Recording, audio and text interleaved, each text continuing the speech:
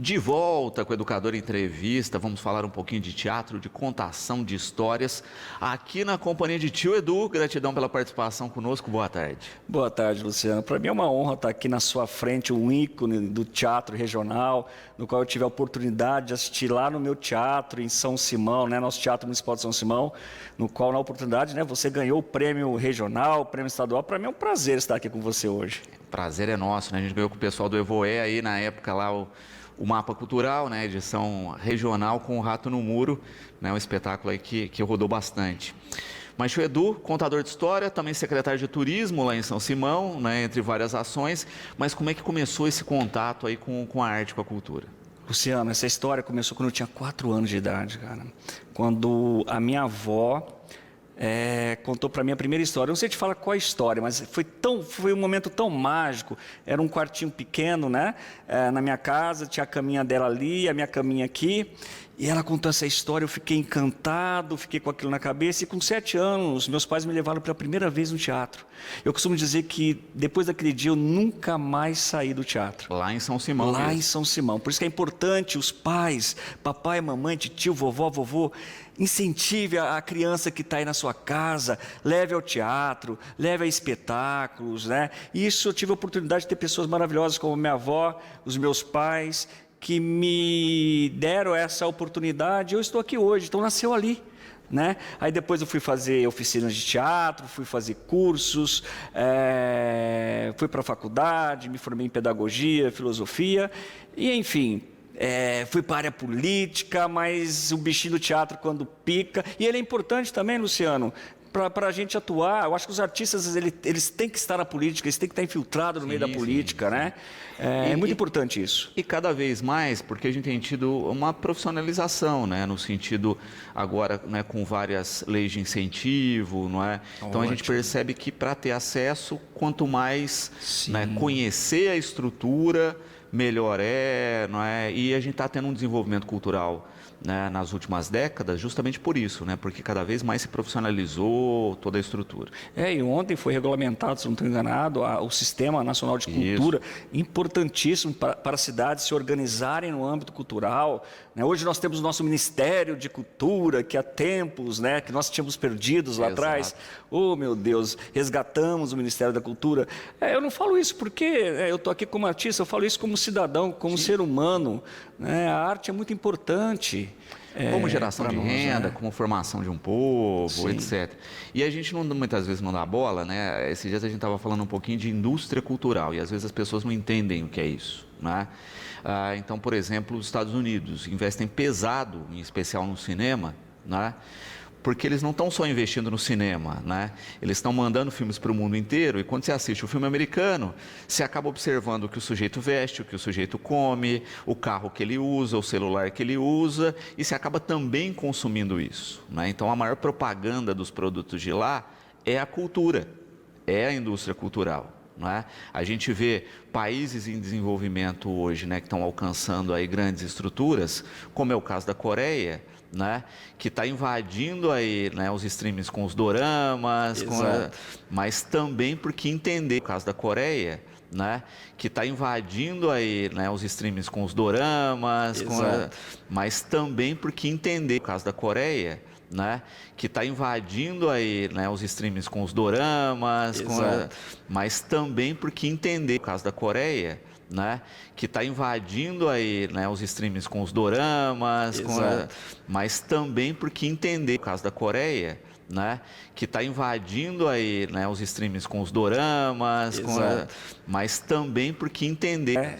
É o país de vários esportes, lógico, o futebol é o carro-chefe, mas nós temos aqui grandes artistas, E nós não temos os grandes artistas somente também ali na mídia, nós temos aqui estou de frente com um grande artista, E essa ideia eu achei legal você falar da profissionalização. A gente precisa profissionalizar, sim, a gente precisa colocar trabalhar junto com a indústria. Só assim a gente vai alcançar as pessoas, chegar mais perto das pessoas, A gente tem que ver o que é importante hoje para a gente divulgar nosso trabalho. E eu estou aqui, na TV Educadora, eu agradeço demais essa oportunidade para divulgar esse meu trabalho que eu vou estar apresentando domingo no Teatro Municipal aqui de Batatais, que é o Tio Edu Histórias do Teatro. E aí é contação de histórias, é espetáculo, o que é esse? É um espetáculo de contação de histórias. Ali eu conto um pouco da minha vida como artista, eu conto histórias, eu danço, eu converso com as criançadas, eu quero saber o nome das crianças, eu quero saber o sonho das crianças. Tem uma história muito bacana, Luciano, que é o menino que queria uma estrela só para ele, né? Ele tinha um sonho de ter uma estrela somente para ele. E aí eu pergunto, é uma história muito emocionante que fala de sonho, que fala de coragem, de persistência. E aí eu pergunto para vocês aí de casa, será que ele vai conseguir pegar essa estrela? Não vou dar spoiler não, Luciano, não vou dar spoiler não. Eu espero vocês às 17 horas ali no teatro. Fazendo uma ponte, né, da primeira história que a avó contou, né, que eu acho que chegou nesse inconsciente aí do menino, e nada melhor do que uma história de vó, né? Acho que todo mundo tem no inconsciente aí, né, a história de vós, avós, né, o avô também, né, que eles têm esse universo, né, de contação muito forte. Mas o que eu acho bacana é justamente disso entrar no inconsciente, como a gente é um bichinho de histórias. Né? O ser humano, a história da humanidade se permeia por histórias, né? Então as religiões trabalham por meio de histórias pelas parábolas, né? Quando a gente pega no direito lá, os advogados muitas vezes, né, eles não contam só aquela narrativa que está sendo defendida, mas se baseiam em histórias para fazer a sua defesa, né, a sua acusação. A gente não vive, né, sem dramaturgia, sem série, sem novela, né? No período da pandemia acho que foi o que salvou a saúde mental das pessoas, sem uma boa literatura, que também é uma ferramenta de história, né? Contar história é o ser humano, né? É ser gente. E também, o ser humano que não tem histórias, ele não está vivendo, né? Luciano, eu não suporto uma vida sem desafio, sem emoção. E você sabe que naturalmente a vida de artista é uma vida de desafio, de emoção. Você pega estrada, você chega numa cidade onde você não conhece as pessoas e as pessoas não te conhecem, e ali você vai fazendo um vínculo, e com esse vínculo vão surgindo as histórias, né? As histórias de vida, enfim. Você falou aqui olha que bacana, né? Do nosso inconsciente, da questão de história. Você falou aqui da pandemia, né? Há praticamente 15 anos atrás, 16 anos atrás, eu assisti um espetáculo chamado Sonho de um Homem Ridículo, com o Celso Frateschi. Inclusive ele voltou em cartaz no Teatro Agro, lá no teatro dele, em São Paulo, mas eu assisti em Pirassununga. Aquele espetáculo, eu tinha o quê? 24 anos na época, entrou tanto na minha cabeça, eu falei, um dia eu quero montar esse texto. Na pandemia, trancafiado, eu achei o livro, li o livro novamente, adaptei e hoje, né, como espetáculo adulto, não vai estar dessa vez em Batatais, mas pretendo trazer, porque eu amei essa cidade. Nós vamos trazer aí O Sonho de um Homem Ridículo, de Dostoiévski, que é a história de um homem, né? A história de um homem que, assim, desanimou totalmente da sociedade, mas o final é muito bacana e surpreendente. Nós estamos aqui para vivenciar histórias, para construir, contar e ouvir histórias. Quem não constrói, quem não conta e quem não ouve histórias, realmente a sua vida é muito sem graça, muito triste e a vida vai passar sem você viver essas emoções. Exatamente. E eu faço aqui um apelo, Luciano, que os pais, né, realmente olhem para as suas crianças. Eu não tenho tempo, a vida corrida. E aí nessa questão da vida corrida, a vida passa, né? Olhe para a criança que está na sua casa. Leve para um show de música, leve para os parques, conta história. Eu tenho um sobrinho de 6 anos e eu conto histórias para ele desde os 2 anos, né? E ele vai nos meus espetáculos, ele chega em casa, pede para eu contar histórias. O Miguel, um beijo do tio aí, Miguel. Então, porque as crianças elas precisam dos adultos, né? Para a história da vida delas ter ingrediente, ter emoção, enfim. E não falo somente para a questão do teatro, mas tendo histórias você vai se tornar uma pessoa crítica, vivenciando história, uma pessoa crítica, uma pessoa politizada. Você não vai ser coadjuvante, você vai ser protagonista da sua vida.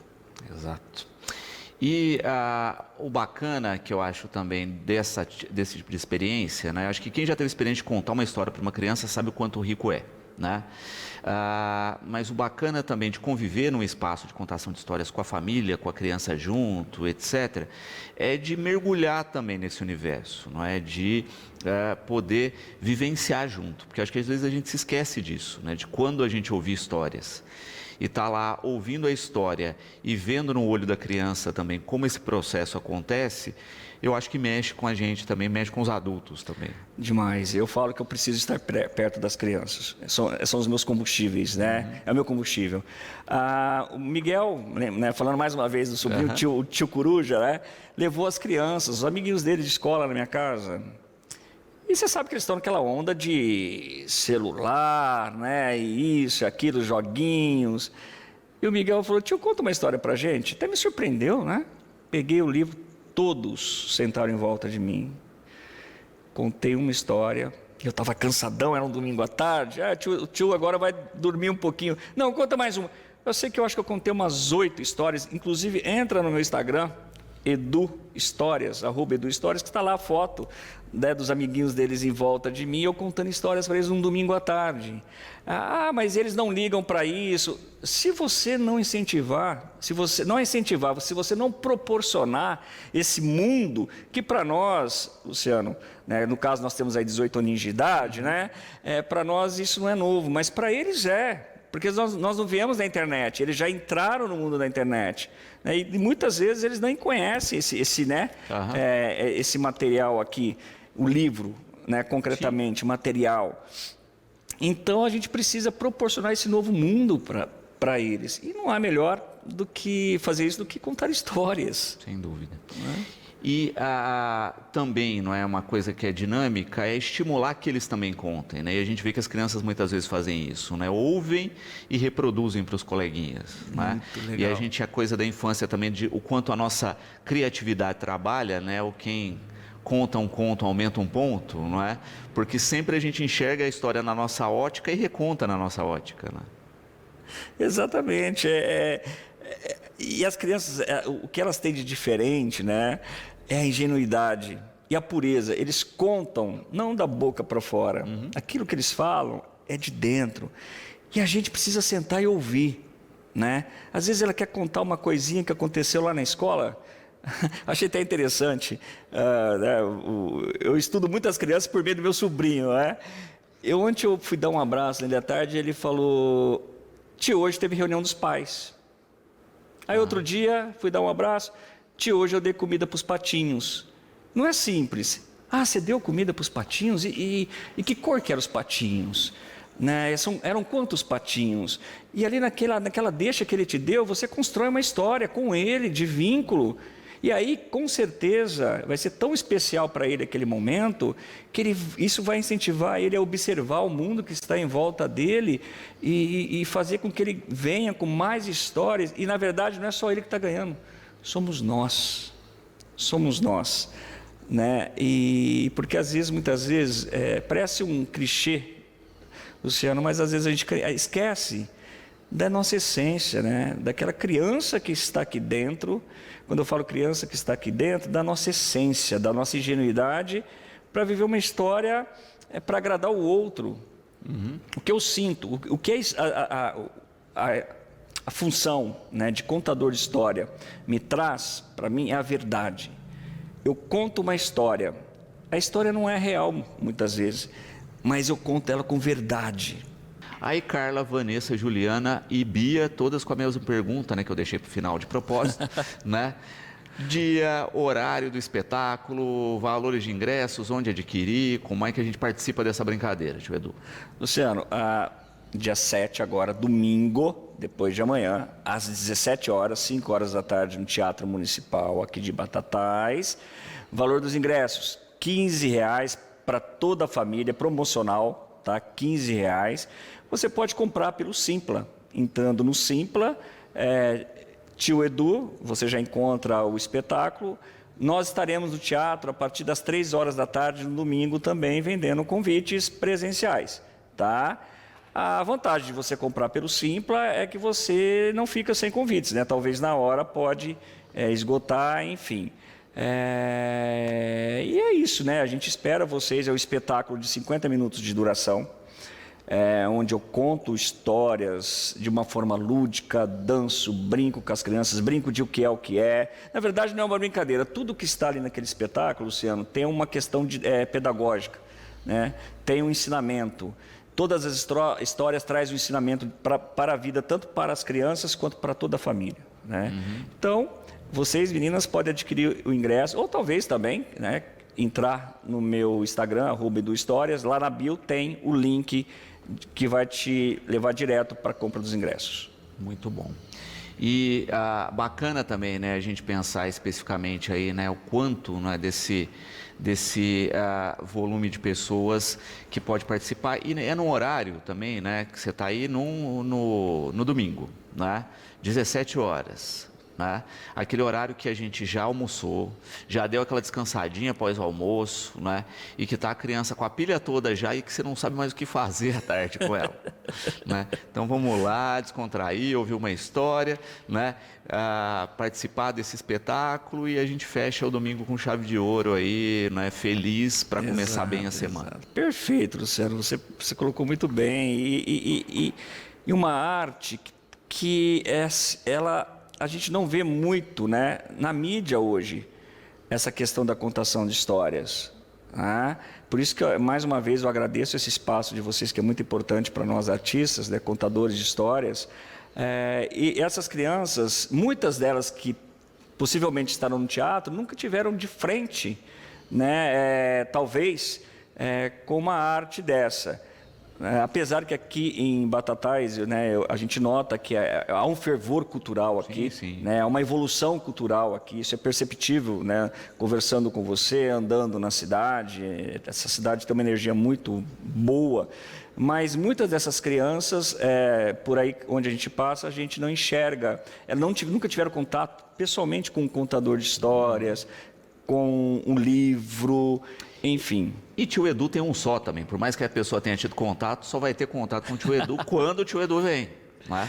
É isso aí. Olha, eu vou também contar, vou dar um spoiler aqui. Por favor. Eu vou contar uma história lá para vocês, uma história de medo, tá? De terror, de um menino que, poxa, não sei se eu conto, Luciano, mas enfim, tinha um monstro dentro do armário do quarto dele. E também vou contar a história do Capitão Mariano, que de repente, com muita coragem, ele saiu um dia para navegar.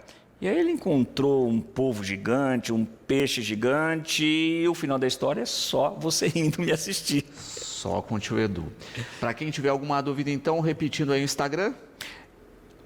@eduhistórias, tá? Entra lá. Qualquer dúvida pode falar que eu respondo. Eu imploro para as pessoas entrarem e me perguntar as coisas. Eu respondo, eu converso. E o importante para mim, acima de tudo, né, é eu poder dizer a minha arte e poder contar com a presença de vocês e, de alguma forma, deixar aquela hora, aquele domingo mais feliz para vocês. Muito bom. Tio Edu, gratidão imensa por estar aqui conosco. O programa está sempre à disposição quando precisar, tá certo? Tenho certeza que vai ser um grande espetáculo aí, que a família vai curtir muito.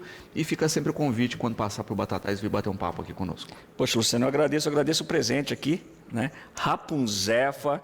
Atenção, jovens que fazem aula de teatro comigo em São Simão, está aqui o novo espetáculo, hein?